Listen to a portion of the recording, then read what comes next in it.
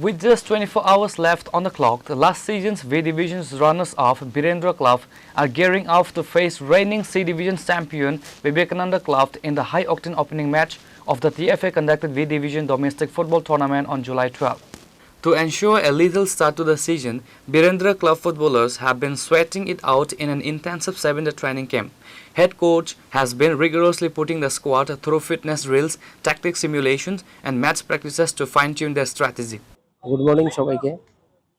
তো আমাদের উদ্বোধন ম্যাচ পড়েছে 12 তারিখ। তো আশা রাখছি যে আমরা যে কয়েকদিন পেয়েছি ওই কয়েকদিনের মধ্যেই আমরা টিমটা গুছিয়ে নিয়েছি। মানে এখনো সম্পূর্ণ স্ট্রাইকার আমাদের হয়নি, স্ট্রাইকারটা বাদ দিয়ে, এবং মোটামুটি সব ভালো প্লেয়ারই আছে আমাদের টিমটার মধ্যে।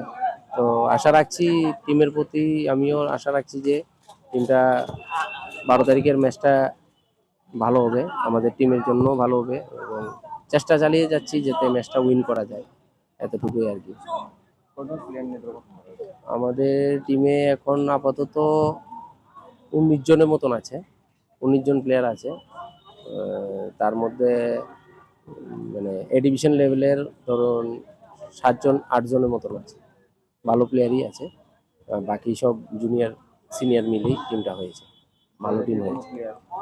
হ্যাঁ, ইন্টারস্টেট ইন্টারস্টেট প্লেয়ার অ্যাকচুয়ালি এখনো হয়নি, মানে হবে। তো আশা রাখছি যদি প্রথম ম্যাচটা আমরা একটু মানে আমাদের লোকাল দিয়ে খেলাচ্ছি আর কি, যদি মানে এখনো স্ট্রাইকারটা পাওয়া যায়নি আর কি, ইন্টারস্টেটে আমরা স্ট্রাইকার নিয়ে আসবো আর কি, ওটাই আর কি। যদি স্ট্রাইকারটা পাওয়া যায় তাহলে আমরা নিশ্চয়ই, মানে প্রথম ম্যাচটাতে তো আসতে পারবো না, সেকেন্ড ম্যাচটাতে আমরা।